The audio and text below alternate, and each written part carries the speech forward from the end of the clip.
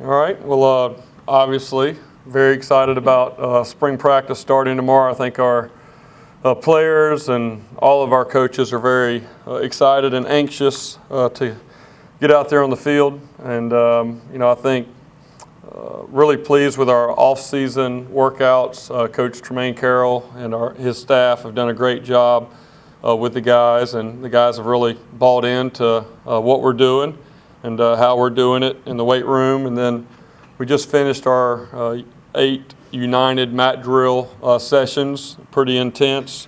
And the difference with those as compared to the other workouts is our full-time coaches are actually on the field with the guys, leading them through some different drills, and meant to be very kind of intense and see how they respond. And I was really pleased, probably the first time in the 13 years that I've done some version of mat drills where the guys were like excited and a lot of energy during warm-ups before we ever got out there to the mat drill session. So that was just a really good sign of I think the guys are eager and excited about a new beginning and a fresh start.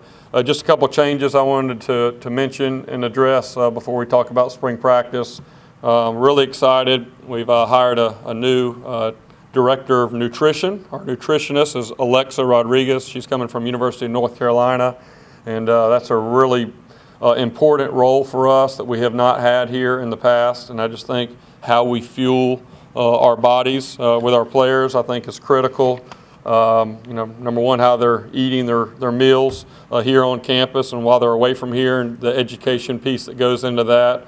And then also the supplements, shakes, and fruit, and all the different type of foods that we can provide for them before and after practice. Just coming right off the practice field, having some of that there for them. I can remember at Clemson, probably 2.5, 3 years ago, Clemson hired a nutritionist to work with the football team, and I was able to see a drastic improvement in our guys' bodies and development physically from that added position. So really excited about having Alexa here. She's done a great job so far, and I know she'll be a big asset for our players moving forward. And also I've added 2 more titles to 2 of our full-time coaches. Alan Mobridge, along with being our offensive line coach, will also be our assistant head coach, and will be able to help me in that role. And then Jules Montanar will also be our recruiting coordinator, or on the staff recruiting coordinator, along with being the corners coach. And then maybe 2 changes on the roster that some of you may be aware of. Trey Lang, outside linebacker, defensive end, is leaving, and really just looking for a fresh start. And then Sione Tuatupo is a transfer defensive lineman that just got here in January that we were really excited about. And unfortunately, due to some a family situation, it was a situation where he really needs to get back closer to home and finish his career there. And something that's, I know he wanted to be here but needed to be there because of some family obligations. So outside of that, I really won't discuss those 2 guys any further moving forward. And then big thing for me going into spring practice, I really have 3 goals that our staff has for our team leading into spring. Number 1, we want our players to learn what to do. Well, that's obviously pretty self-explanatory. They need to know what to do. The next thing, we want our players to learn how to do it, and then why we do it that way. So just that first bullet point is want our players to learn what to do, how to do it, and why we do it that way. The second thing, I think second goal for spring for me and our staff is really to evaluate our roster and really to be able to get guys in the right places. That's probably the one I'm most excited about because, as I've shared in here before, I still have not watched one play from last season, practice or game.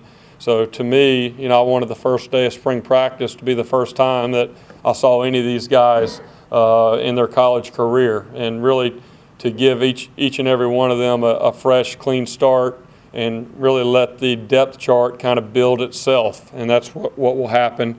So that's a big goal. And then the last goal is really just to develop the chemistry, develop our identity, and really to keep developing and building on the culture that we want within our team. And there's only so much you can do of that through the winter workouts and mat drills, but really you got to get out on the field as a team, going through drills, going through some good 11 on 11, have some adversity and kind of get coached, see how guys respond. I mean, I think that's a big part of what we're looking for this spring. So with that, I'll open it up for any questions. Coach, it's been 3 months now since you arrived. How has that time gone for you? Gone real fast? Yeah. It's been fast, but a good fast. And I think I made the comment in here at signing day. I've been saying this a lot lately. After being here for now 3 months, I guess, going into the third month, I'm more excited and more optimistic, more convinced of what we can do here within this program. And that's probably rare, to be honest, going into a going into a new head coaching job where you didn't have success the year before. Usually I've had several buddies that have kind of left being coordinators to go be a head coach for the first time. And, I know one in particular called me after 2 months and they said, I made a huge mistake. He said, I took the wrong job. And I said, what do you mean? He said, well, there's a lot of things that aren't in place, but bottom line, people don't care. Even if we win, they're not going to care. And what I've learned being around here is there is a lot of people, not just within our team and our locker room. There's a lot of those young men that do care and want to win and want to do it the right way. There's a lot of people within the athletic department that do care. They want it done the right way, want to have success. It's important within the university and then within our fans, donors, community. I mean, I can't tell you how many people that I've met that are just genuinely excited and optimistic about the future. So that, to me, I realize where we are, but to have the potential to really raise the bar, I think is probably what most excites me after meeting with so many different people the last few months. Jeff, some of your guys have gone on social media and talked about the rigors of mat drills. Anything you care to share with us about what goes into that? Yeah, I think first of all, it's probably 1/10 rigorous as it used to be, back in the day. Mat drills back in the day, you do it inside and you would truly have those wrestling mats and it would be an hour of just, all of the stuff that you would do on the mat and how it's kind of grown. A lot of places do some version of mat drills and really what it's grown into is it still is set up as a county fair where there's 8 stations and you have the players kind of divided up by their positions into 8 groups. And each coach will be at a certain station and then the groups will move around so the coaches get an opportunity to see every player as they come through. And the stations are very strenuous but also football related. That's probably what's changed the most. The old school mat drills was just 4-point seat roll and 4-point wave and, rolling over on, going sprint and finish through the line. And now there's still a version of that, but really each drill, each station has a football-related skill as part of it. And really what you're looking for is who can finish, right? Every single drill has a finish line. And it's like, do you strain through the finish or do you glide through the finish? And the drills are set up that if you don't finish the correct way to our expectation, then everybody starts the drill over again. And then, so that's kind of how it goes around. And then after each mat, I'll get together with the staff out there on the field and I'll ask each coach who was the best guy that you had. They'll give me a name and then I'll ask the other 7 coaches that had stations, said, anybody have a problem with them? I say, yep, not good in my drill, okay? Once they went through and every single coach said thumbs up, then I wrote that name down and kind of recognized them after practice. And then the next mat, I would put those young men in a gold jersey to kind of be the leaders in their group. And so all of a sudden you start hearing, sometimes there's a fresh name on there, but sometimes it's some of the same names. I'm gonna keep those names internal right now. But it's good as a coaching staff to see it, among the team who kind of separates themselves. And it's also mental, physical, toughness, push through, endurance, coachability.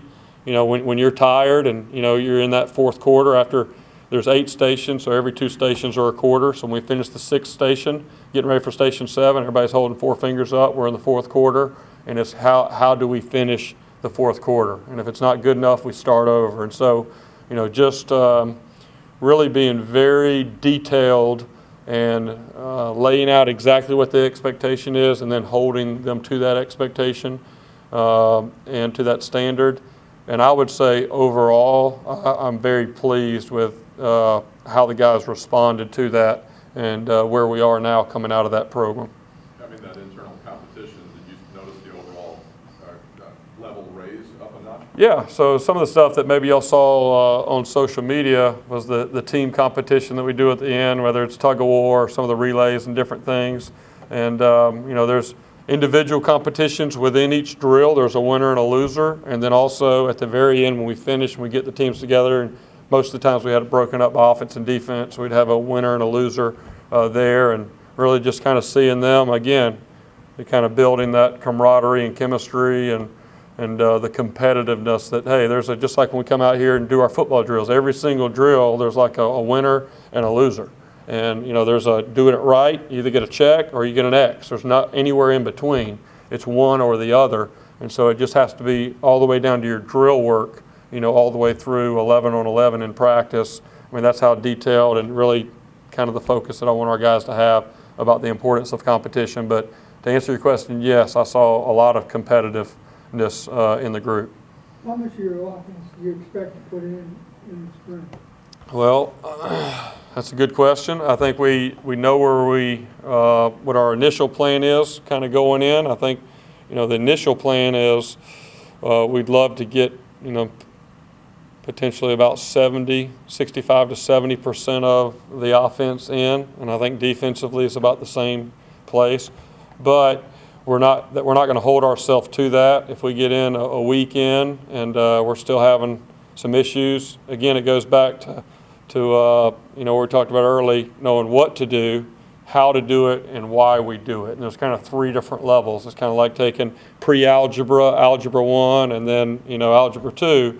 And so you have to hit a certain benchmark before you can move on to the next concept or the next level within your installation. So we'll kind of see how they do. I think it's good for us. We have 2 days before we go on spring break to kind of get a base understanding. And they've already been doing a lot of meetings and walkthroughs that were allowed within our 8-hour week here the last couple weeks. So there's a little bit of, it's not like they're just learning today and tomorrow for the very first time. But we'll see how it goes. If we need to adjust that a little bit, we will.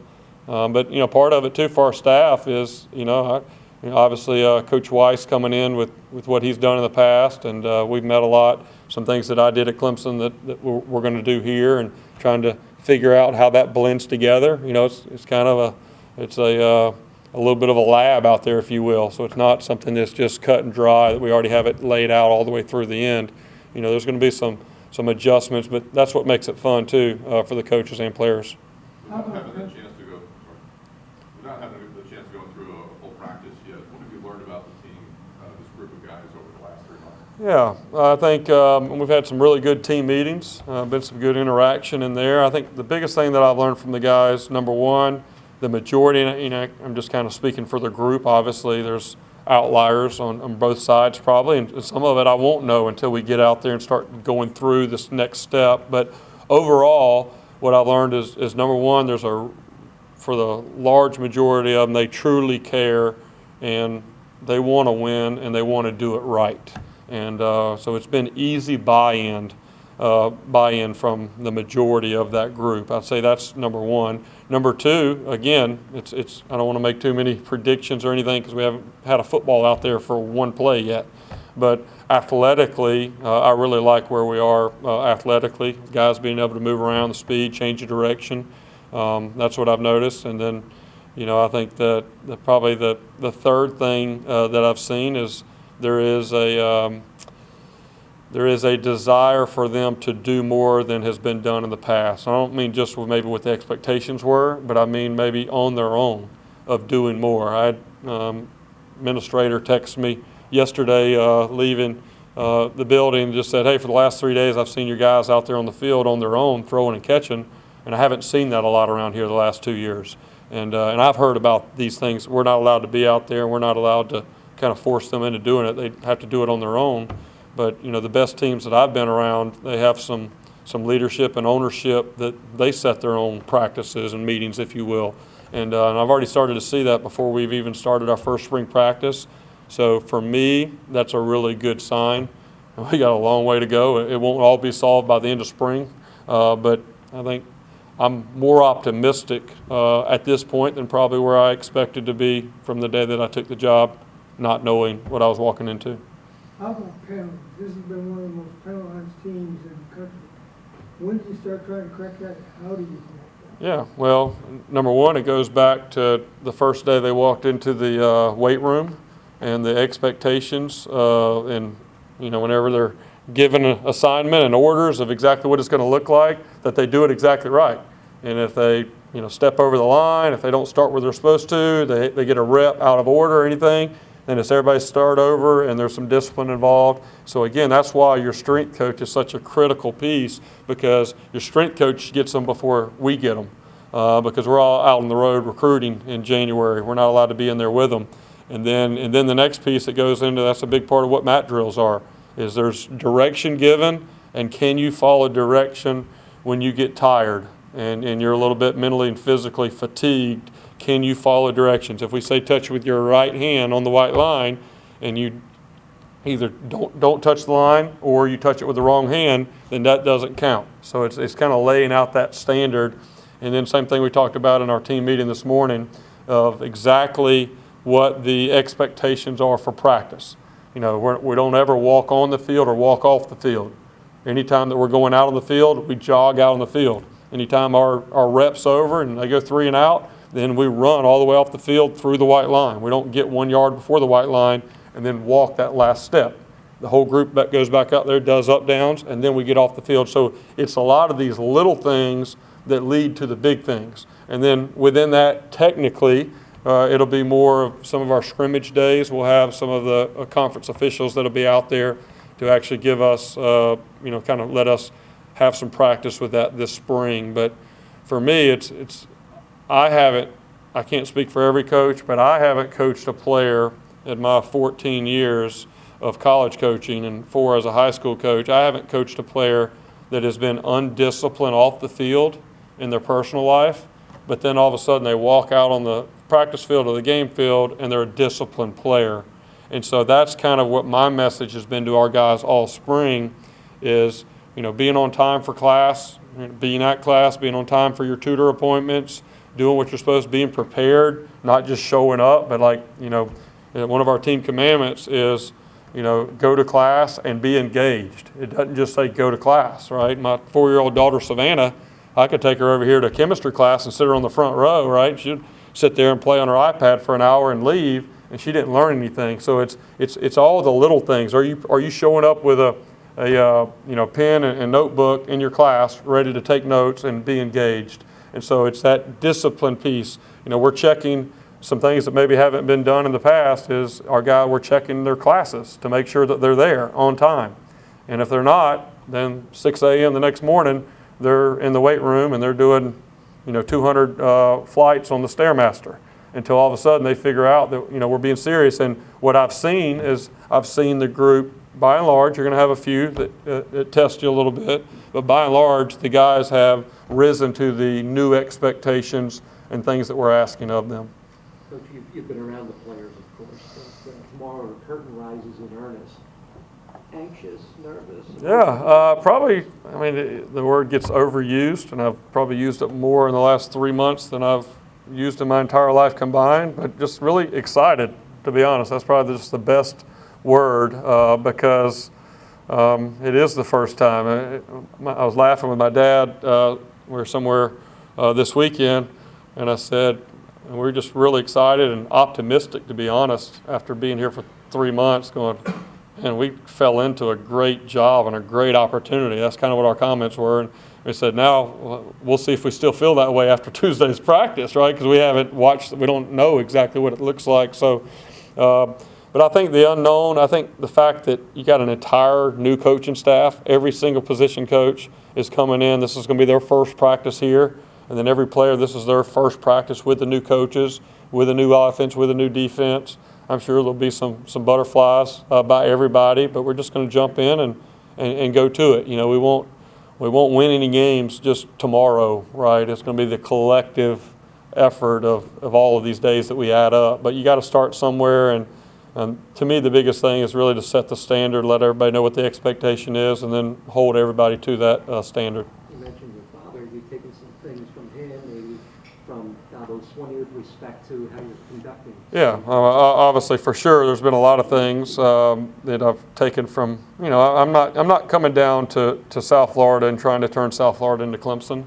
I don't think that would work, to be quite honest. I think each university, each football program has, it's a unique entity of itself. But I do believe strongly that there are some core philosophical ideas and principles that work no matter where you are. If you're coaching football in Alaska or down in Key West, I think there's some key fundamental things that are critical to have success. A lot of those I'm bringing over from Clemson, but exactly how we do it. And I got new coaches. I'm kind of listening to them, and I'm open to new ideas. And that's one thing Coach Swinney did a great job of, is each year, even though we had a lot of success, it was like, hey, let's look at what we're doing.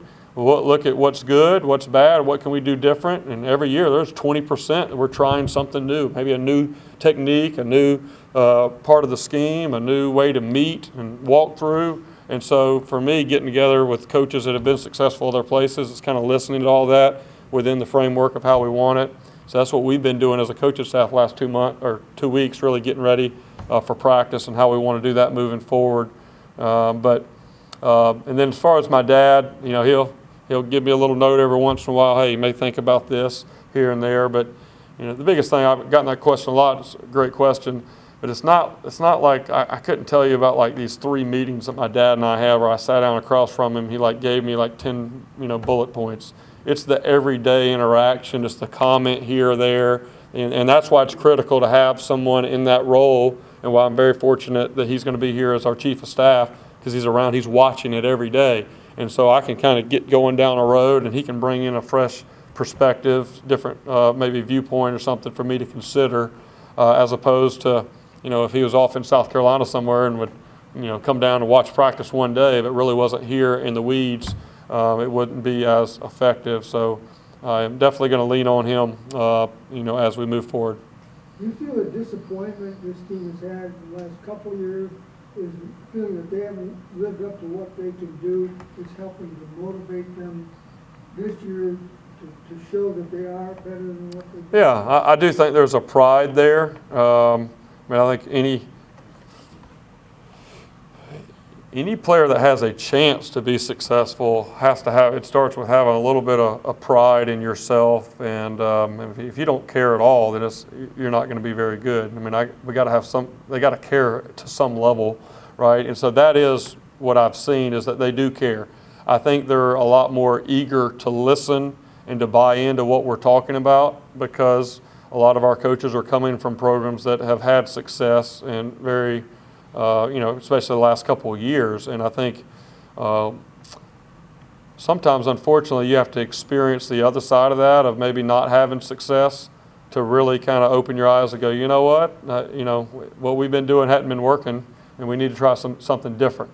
And now that's kind of what this opportunity is a fresh, life is full of new beginnings. That's what makes it fun. And if it was just all about what's been done in the past, it'd be pretty boring and not a lot of excitement. So for me, it's, even for our staff, this is a new beginning, and each day it's a new opportunity to grow and to learn. And I think for our players, they see this within our program.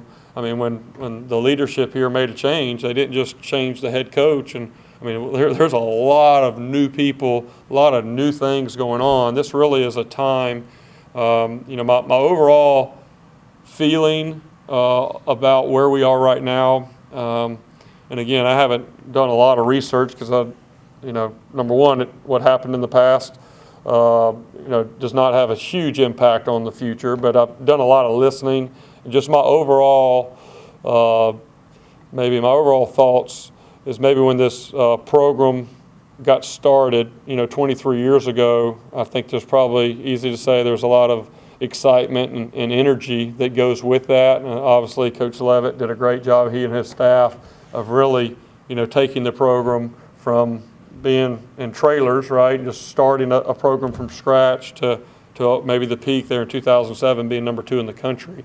And so I feel like as a program, there was a lot of good momentum early, and then somewhere over the last few years, which for whatever reasons doesn't really matter, that momentum has kind of slowed down. And so now this boulder, if you will, that had been moving, the boulder of momentum that had been moving, has kind of been sitting still for the last year, 2 years, whatever. And I feel like there's a lot of people, number one, starting in our locker room with our players, number 2, with the support here in the athletic department, number 3, with the leaders of the university, number 4, and our students, and number 4 with the donors and fans, and number 5 with the other people in the Tampa Bay community. I feel like there's a lot of people now that are standing by this boulder looking at each other, and they're ready to push. And that here over these next 4 or 5 years, we're really about to it's not just getting ready for a new season, if you will. It's really a new era. We're going into a new decade. I made the comment, before that, my goal is that 10 years from now, we look back at this decade and say it was the best decade at South Florida football history. I mean, that's really my vision and my goal. And I feel like, I guess the reason I'm optimistic is because there's a lot of people that share that sentiment. I think it's probably easy to feel that way when there's a new coach coming in, maybe from a successful place, but I feel like I can tell what's genuine and what's just kind of, hey, great, glad you're here, look forward to watching you. There's a lot of people, the same reason I was talking about the players that have kind of gone through some of that disappointment, same reason they're excited. I think there's a lot of people that this university matters to them. They care about having a successful athletics program, a successful football program, and I think they look at this as our next big opportunity to really take the next step, and that's what I feel we're about to do.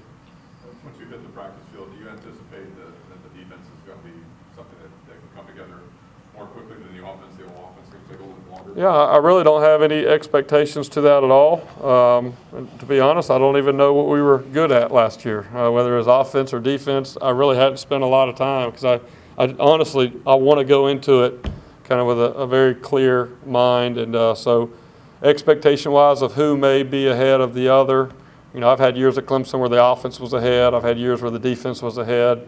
So we'll just kind of see. That'll be the fun part, to kind of see how that goes and then how the other group responds.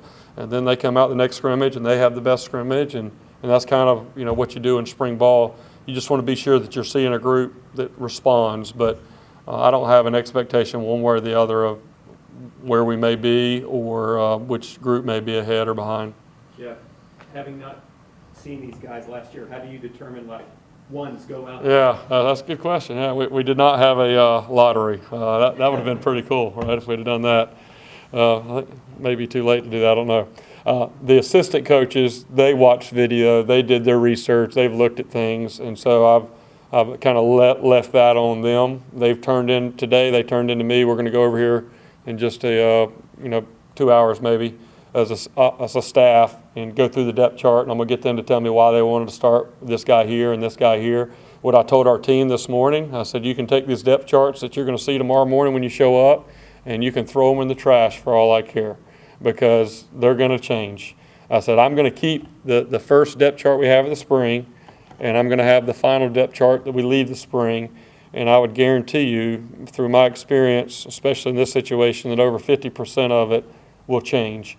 And so that's, we obviously got to have somewhere to start, right? When we go, first group goes out there, we can't practice with 88 guys in the field at one time. But really, it's going to change. It'll change practice to practice based off their effort. We're going to grade everything from practice. So a big thing for me is the effort. So we grade what we call loafs. And so there's going to be a manager running behind the play. Every time we have good on good offense versus defense, there'll be a manager with a flag.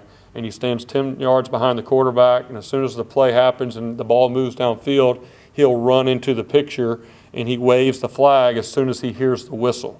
That's not for the players that are on the field to watch. And our coaches don't watch. The whole purpose of that is so that when our coaches come back up here after lunch and grade the video, Obviously, they can see when the play starts, but they want to see that backside linebacker who's 30 yards away from the ball, did he pull up before the whistle was blown? Well, if you don't have, because we don't have audio on our regular Exos videos that we watch, it's quiet, there's no audio. And so sometimes the players say, oh, no, I heard a whistle. I'll say, okay, so we answered that question. So we have the flag man. So the flag man waits, he runs behind the play, and as soon as he hears the whistle, he waves it so the coach can stop the video and say, okay, you know, two of you guys stopped before the flag got blown when we're watching the video on tape. Those are loafs. So I'll get a report every day of the loafs, and that'll be the biggest thing early on that'll move the depth chart more than the talent and ability, is really getting the guys to play to our standard, that what we're asking effort-wise. And that's something that's a trained. It's not something the guy, you know, can. I guess you probably could some way, but it's a habit, practice habit that goes to a game. You can't just turn it on and turn it off. It's something that has to be. I mean, just like, there's a reason, right, why we have to be here, right? Like, I think the guys go out on their own all summer and do throwing and catching, right? But they're probably not chasing the ball to the whistle and these details. And that's kind of what we as coaches kind of bring to it, is the kind of holding them accountable to the standards that we need, so that when you do turn on the video, you see everybody busting the ball out of habit, not out of having to think about it. Jeff, I know you said you wouldn't go into specific names in terms of the gold jerseys and stuff like that, but were you at least encouraged by the number of guys? Yeah. I think there were actually, out of our entire roster, I think we added it up, 23 guys got a gold jersey at least one time.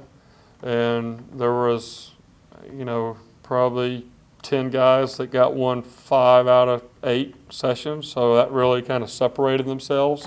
But there were other guys that, you know, had really good days. And so for us, it's just putting those together consecutively. But I could tell they wanted that. They wanted some feedback. They wanted to be recognized for doing good work. And I had to come out, hey, Coach, I thought I worked hard today. What'd I do wrong? I said, well, go see Coach Spencer, because he's dinged you. You got thumbs up from everybody else. It was his drill. Well, when you started, your foot was an inch over the line. I told you got to start behind the line. Oh, it's that serious. Yeah, it's that serious. Because it goes back to what we were talking about a little while ago, right? I mean, we're right there. It's 3rd and 3. We got him stopped. And the defensive end, his helmet's in the neutral zone. They get a first down, go down, score, win the game, right? And so you don't just coach that the next Sunday and say don't do that again. It starts, you know, in January, and kind of having that culture and level of expectation within your program. Is there an effort underway, or would you like to get Clemson on the future schedule? Yeah, that's great. Coach Sweeney said he would do it. So Michael Kelly texted Dan Radakovich and said, hey, I've already got a verbal from your head coach that we could do a home and home. And so, no, there's been some jokes about that. But I will say this about our schedule. There haven't been any, and those things are scheduled out so far in advance that I'm not sure it would matter if we were able to get together. I think Clemson just announced something with Georgia in the 2030s. So I think everything. But one thing I will say on that, since you brought that up, I am really, another reason for my excitement and optimism is really to look at our future schedule that we have. I mean, number one, the American Conference, like we talked about before, you know, I think it's in probably one of the best levels of competition that it's had since the conference came together. I mean, this past year we had 4 teams within the American Conference that finished ranked in the top 25. The conference that I came from had 1 in the top 25, and that was Clemson. And so I think that's really excited about that. But also the out-of-conference scheduling is incredible. And I think a lot of that credit goes to Michael Kelly, just his connections. You know, I was talking to some donors the other day talking about that. I think Alabama comes here in 2023. And according to my research that I could do, the last non-conference true road game that Alabama has played was 2011 against Penn State. So Alabama doesn't go play road games unless it's in the SEC. That's it. And then they play neutral site kickoff classics. And so that's huge. To have Florida coming over here in 21, you know, that's huge. And, you know, Louisville and Miami in the future. So we're going to have, and probably what I'm most excited about with that is that we have a little bit of time to get ready for some of those games. Obviously, Texas is right off the gate, first game. But the rest of those, we got 2 and 3 years before these guys come down to Tampa. So for me, this is our time to really work and get ourselves in a position where we can truly compete at that level. But it's one thing to work hard to have a chance to compete at that level, but it's another thing to have the opportunity to even play some of these teams that are out there. So, I think the preparation and then the opportunity, being able to meet up here over the next, couple years, I know that gets our kids excited. I know recruits, that's a big deal. Donors that I've talked to, that's a big deal. So, I'm really pleased with, now that I've had a chance to really study and see everything, our out-of-conference scheduling moving forward. Jeff, is there anybody who's going to miss spring due to injury? I think Armand Williams is the only one right now. Is that correct? Yeah, everybody else is going to be able to do something. Armand Williams is the only one that we feel like is going to be out all spring. But everybody else is going to be able to participate. Some guys will have, Antonio Greer, he'll have like a shoulder so he can do some stuff, but maybe not contact, and we'll kind of see how it goes. There's probably 5 or 6 guys that are kind of in that limited, see how they do, but only one that won't be able to participate this spring.